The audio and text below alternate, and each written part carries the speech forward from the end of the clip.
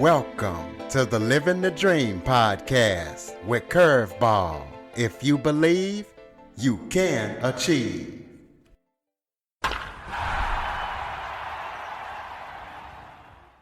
Welcome to the Living the Dream with Curveball podcast, a show where I interview guests that teach, motivate, and inspire. Today we're going to be talking about adaptive cooking as I am joined by Debra Erickson. Debra is the executive chef and founder of The Blind Kitchen, where she uses adaptive culinary tools and other adaptive tools to be able to cook safely despite vision loss. Debra suffers from RP, and we'll let her explain to you what that is and how she gets the cooking done at The Blind Kitchen. So, Debra, thank you so much for joining me today. Thank you so much for having me. It's an honor. I appreciate it. Why don't you start off by telling everybody a little bit about yourself?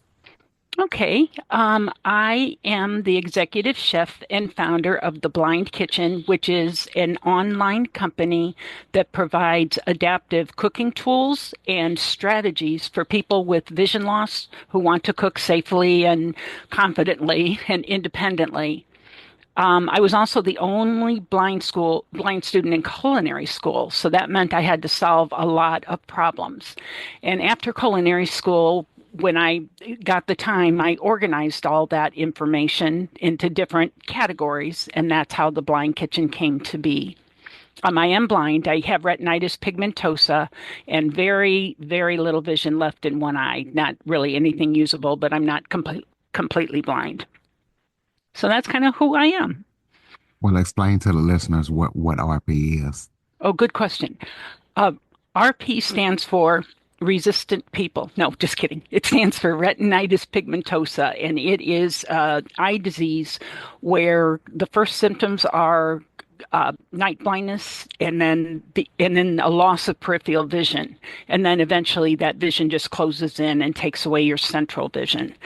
There's no cure for it at this point in time, but they're working on it. But I've just learned to deal with it, and I was diagnosed at 28, so I was driving, and it came right out of the blue. There was no history of blindness on either side of the family. My parents were obviously recessive gene carriers. And so I had worn glasses as a kid because I had astigmatism in one eye. And my older sister wore glasses, and so did my dad. So about once a year, we'd all get in the station wagon and go to our country doctor, Dr. Korn. Can't make this stuff up, in Indiana. Thank you very much. So when I was diagnosed, we went back and retrieved the records, and we found there was a note in my medical record that said Debra is showing signs of decreased peripheral vision, and that was at 17. So it had already been part of my life. I just wasn't aware of it. Well, talk to the listeners about what made you want to become a chef in the first place. That's a good question. Not because I like to cook. It was interesting. So growing up, I'm one of 12 kids. I have two brothers that have RP as well. They're both entrepreneurs as well, which is kind of fun. So growing up, my mom had seven daughters, so we didn't get a lot of in front of the stove time with mom. She was basically distributing food. It wasn't a big gourmet meal, but she kept us fed and cooked, and I'm very grateful to her. She was an amazing woman. But so my part of helping with dinner was to set the table, peel 10 pounds of potatoes, and help clean up. So I didn't grow up cooking. And when I got married, I had kids, and my youngest son is 6'5", but I did not cook well for them. He grew that tall in spite of me, not because of me. And the way I would cook was to open cans and boxes, and I'd follow directions or put something in the microwave because that's the only way I knew how to cook.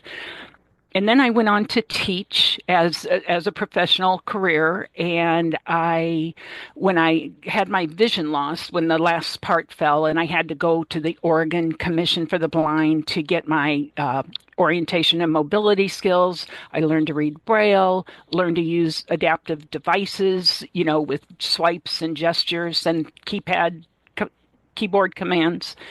And I was taking a meal prep class. And she was teaching me how to cook and how to use an oven safely and stuff like that. And a light bulb went on in my head. I said, I think I'd like to teach this. I'm enjoying myself right now. And, I'd love to learn. And then the light bulb went back off and I'm like, but I don't know how to teach cooking. I don't really know anything about cooking. And so, they, they, and I'm very skills oriented as a teacher. And so they did allow me to go to culinary school, and I was the only blind student there, and the chefs were absolutely fabulous. And there were a lot of problems to be solved, and I didn't get everything right. I was always slower than the other students, and you get points knocked off because if you're in a restaurant and waiting for your steak and your baked potato, and an hour and a half, 2 hours pass by, and you flag down your server and say, "Hey, where's my steak?" "Oh, the chef is blind. She's a little slower than other people." People don't want to hear that. There are certain standards that they are training you to meet. And if I couldn't meet that standard, it was not a big deal. And they always said, if you can't finish on time, finish strong. And that was very helpful to me. And so I just let that part go. I need to come out. It's more important for me to come out with a good product, an attractive presentation, seasoned well, than to get it to them quickly if it's not right. So yeah, so that was culinary school, and when I got out, all I really wanted to do was teach at the Oregon Commission for the Blind, or perhaps another vision loss related, because I wanted to teach people with vision loss, because that's what I knew. And I went to work for the commission in June of 2019, and in March of 2020, COVID hit. So I was basically sent home for a year and a half to twiddle my thumbs. And that's when I started putting all the information together and organizing it. So, and that's how the blind kitchen ended up to be. And then I was doing both for about a year. Once they brought me back in, but I was starting to drop balls at both ends. And I knew I had to choose one or the other. And I felt that my influence and my ability to help people was more in the blind kitchen than teaching one-on-one, which is a fabulous career. And I would have done that forever and been fine with it. But when forced to make a choice, you have to look at the different parts that are playing and what the effect of this decision or that decision would make. And the blind kitchen, I have not regretted that decision, although I do miss in-person teaching. Well, what's the most important culinary tool you use whenever you're cooking? For me, it is, well, I'm going to do two. One would be the talking thermometer so that I don't make people sick by undercooking the food. That's the only way. I'm not going to be able to see if it's no longer pink in the middle or if the juices are running clear. So the talking thermometer, just in order to cook safely, but the most used tool in my kitchen is the work tray. And what they are is basically standard cafeteria trays. So they have little raised edges, like you see in a school or a hospital. They're just those regular trays, but a little bit bigger. And the reason they are so helpful to me is if I'm doing something, and even when I could see, there were times when I would spill things, knock it over, move too fast or whatever. And I'm very, very careful, but it's going to happen. If you're going to be cooking, you're going to spill something every now and then. So let's say I was measuring out a cup of milk on my counter and then I accidentally knock over the milk. Now it's running across my counter, down the front of my cupboards, onto the floor. It's going to be a mess, and that's no fun. But if I happen to spill something, an ingredient wet or dry, and I'm working over a work tray, chances are that tray is going to be able to contain the spill, even to the point where I might, with a funnel, be able to direct the contents of that spill back into the jar or the box that it came out of. I also use those for cutting boards. I have never seen one cut through. We used them at the Oregon Commission for the Blind, and we had 3 cooking instructors with 2 or 3 or 4 students in one day. They went through a lot of washing and stuff, and we never had one break. So I use those for a cutting board. People ask me, does it dull the knife? I suppose it does, but so does a wooden cutting board. Anytime you're going to be putting a smooth blade against a surface, it's going to start to dull it. But then you just have a knife sharpener and you just sharpen it. So so I would say the work trays, and the other nice thing about them is a lot of my customers are people with age-related vision loss. So they still have some vision. They used to be able to see, and they were the cooks of their family, but now they don't know how to get back in the kitchen. So the other nice thing about those work trays are that you can use them to organize, get all the ingredients out if you're making cookies. If I'm working with chicken, which can grow bacteria quickly at room temperature, then all of those juices and stuff are going to be contained on that tray. And so we sell a white one and a black one. And that way, if you have some residual vision left and you're going to cut a white onion, it'd be smarter to pick the dark cutting board so that it'll pop out at you more. Or if I'm cutting a red onion, which is dark in color, I might use the light colored tray because that's going to give me the maximum vision that I can get for that particular task. Well, give the blind people out there some tips for organizing their kitchen and their pantry. Yeah. Oh, there's a couple of ways to do that, and there's a library, literally the Blind Kitchen Library, full of information. So some tools that you can use to organize are a Lazy Susan, which is a platform that you can spin around. Because if I need a can of something or a box of something in my cupboard, it's going to be in the back every single time. Even if it was the last thing I put in there, it is going to magically go into the back of it. So instead of me reaching over the things in the front to grab that one item I need in the back and then pull my hand out of the cupboard while I'm going to knock a whole bunch of more stuff over. Now all I have to do, if I have them on this it's only a 10-inch Lazy Susan. You don't want one much bigger than that because then you're layering things again. If it's of 10 inches, it's nice for cans and most boxes and stuff. And all I have to do is use my fingertip to rotate it 180 degrees. And now anything that was in the back of that cupboard is now in the front. And I'm not going to be knocking things over. And if I've got it labeled in Braille or whatever, now my fingers can much more easily access it.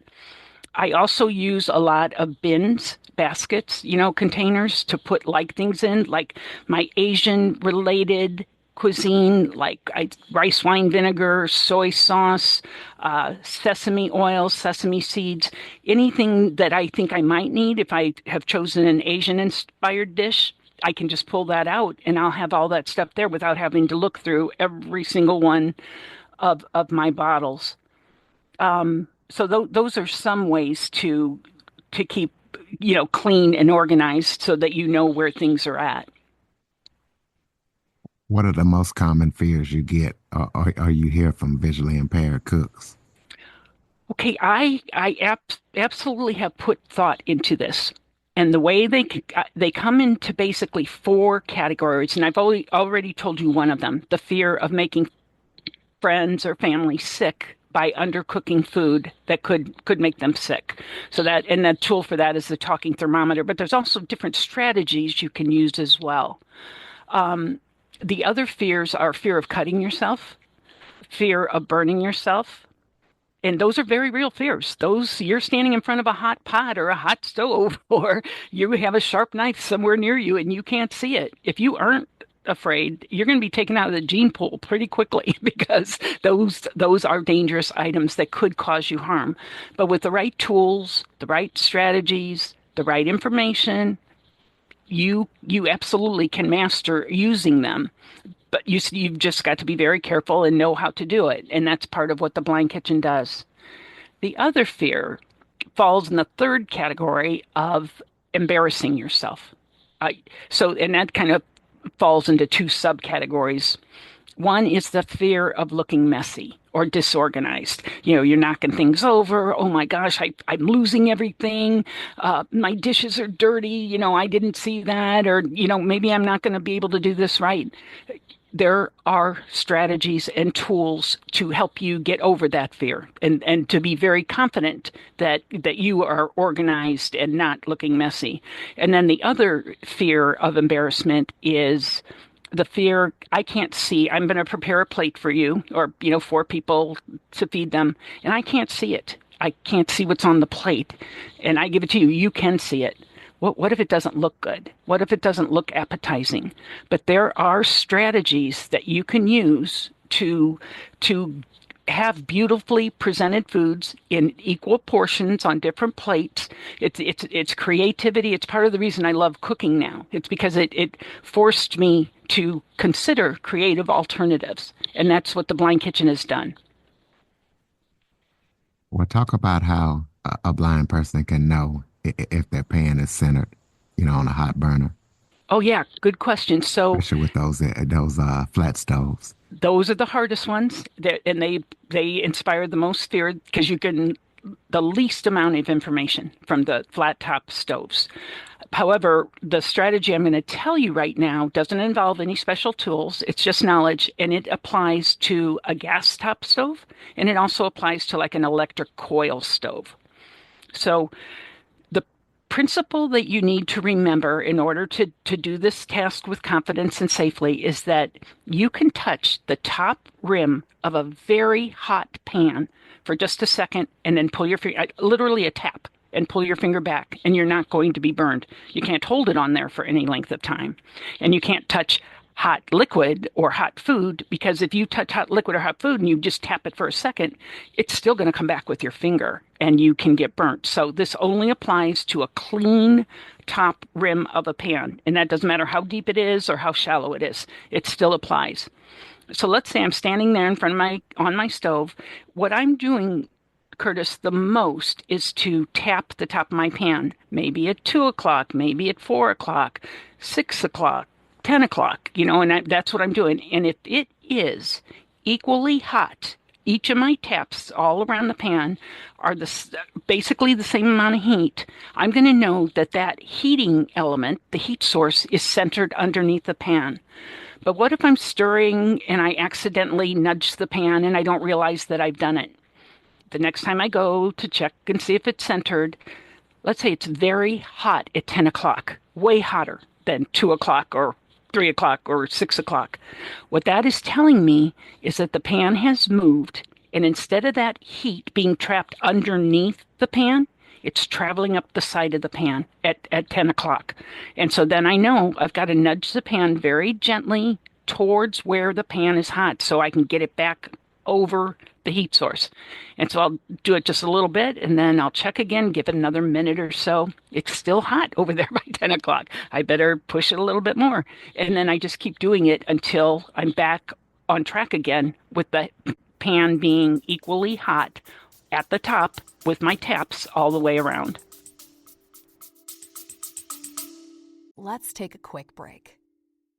Okay, everybody, it's Michael E. Cullen II. And I'm Sesame and Carta from the All Too Real 2 podcast. We're passionate about movies, TV, and pretty much all things pop culture. Dive into the chaos of failed sitcoms, direct-to-video sequels, and the quirky realms of cinema and TV. Join us every Thursday for your dose of All Too Real 2 entertainment. We'll guide you through debates like whether Howard the Duck qualifies as a superhero. Ponder if Larry the Cable Guy could be the new Rock or Schwarzenegger. Discover if some shows and movies should have stayed in the cutting room. Ever heard of a sitcom featuring that dictator with the funny mustache? Well, we watched it. We're dedicated to unraveling the peculiarities of pop culture, sometimes with awesome guests. So, if you're into the eccentric world of pop culture, listen and subscribe to All Too Real 2. Available wherever you find podcasts and on Age of Radio.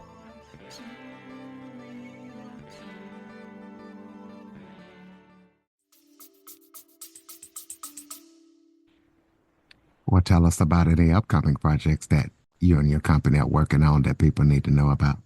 Oh, good question. So we've got a couple of more products to put on the store shelves. I think we have 94 now, so that's a lot.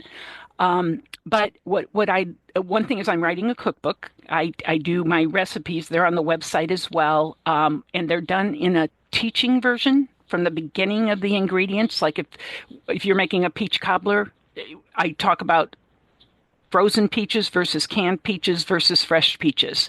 And so that gives you the information that you need to make what will work for you. And then the other thing I do is if it says, mix 1 cup of flour, 1 egg, and 1/2 cup of sugar, in the directions, it'll often say, mix the flour, sugar, and egg. But it doesn't give the amount. So then we've got to navigate our way back up to the top to find out the three of them, unless you're better at memorizing than I am, because I am not good at it. And I put those numbers right in the directions as well. So that's a nice, helpful thing that saves us a bit of time.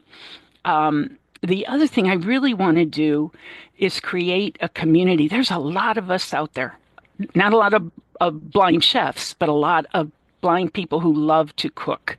And it's a bridge between people. Food is culturally, storytelling, holidays.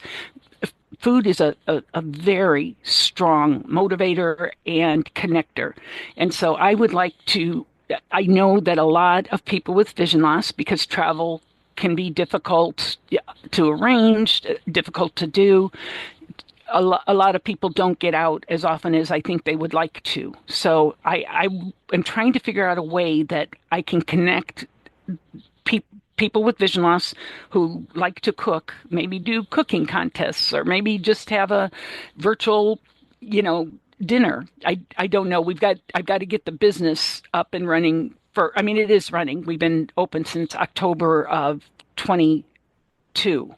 So, and we've got to keep the packages going out and stuff like that. But once we hit the tipping point where I can then focus on more things that don't generate income, but generate a good community, that is, I am so looking forward to in some way building community. And so if anybody has any ideas, feel free to reach out. I'm juggling a lot of things around right now in my head.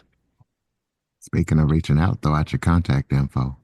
Oh, yeah. Okay. So you go to theblindkitchen.com. Make sure you include the word "the," because Blind Kitchen is a TV show in Boston where they blindfold people that can see perfectly well and give them cooking challenges. So that's not me. We can talk about that. But go ahead and just put in theblindkitchen and .com, and everything on the website, it's very clean. There are no pop-up ads. It's not cluttered. It's very screen reader friendly and very magnifier friendly. The other thing is, for every tool, like let's say we talked about the work trays, they would come to you in a package that is labeled both in large print and braille, and it reseals, so you can put them back in if you want to. But with them, if you say, oh, I don't remember what she said to do, what all I could do with these, let me look it up. There's an audio described video on the website that tells you what the tool is and what it does, why it's blind friendly, and how to use and care for it. Because I don't sell things that aren't especially adapted for people with vision loss. I'm just not selling pots and pans or, dinner plates. The things that you'll find on the store shelves address some challenge that is faced by people with cooking loss in the kitchen. We'll close this out with some final thoughts. Maybe if there was something I forgot to talk about that you would like to touch on, or any final thoughts you have for the listeners. Yeah. First of all, I'd like to say this can be done. Hundreds of us, if not thousands of us, are doing it. And the Blind Kitchen, part of the mission was to let you sit back in the comfort of your own home and take in the information on the website, whether it's the audio described videos or if you use magnifiers, whatever it takes, so that you can find out where your challenge is. And there's so many challenges, like measuring picking out the one about centering a pan on the stove. I get asked about that all the time. How do I ground meat? How do I know when it's cooked? I can't use a talking thermometer for that. And so we have a video on that. How can you fry an egg or make pancakes? Because when you put liquid into a pan or a grill, it's going to go wherever the heck it wants if you don't have a way of controlling it. And so for all of these things I've talked about in measuring wet ingredients, that can be a nightmare for people. That we have a really nice set of measuring cups and spoons on the website that are also marked, but they're marked with their stainless steel, and the handles, if it has 4 dots and they're part of the handle, they aren't bump dots. They're not tactile paint. They are actually part of the steel handle itself. Then you've got 1/4 of a teaspoon or 1/4 of a cup. If there's 2, because two, it's going to be a half because 2 is on the bottom of that fraction. And so if it's 3, it's going to be a third. So you don't have to read Braille. You just have to be able to count. And hopefully you have enough sensitivity in your fingertips to be able to count. So these don't work for everyone, especially if you have other conditions that might, neuropathy and things like that, that might affect your ability to feel. But I've had a lot of people say that this really has made a difference. So I would challenge anyone who thinks that they can't cook safely and independently. I would challenge to think that you probably can. You just don't know how yet. So that would be my message to people. And if you want to reach out and talk to me, you can write to info@theblindkitchen.com, and I would love to have a conversation with people and serve as kind of a consultant. If you're a baker, your needs are probably and challenges are probably going to be different than someone who cooks on top of the stovetop versus in the oven.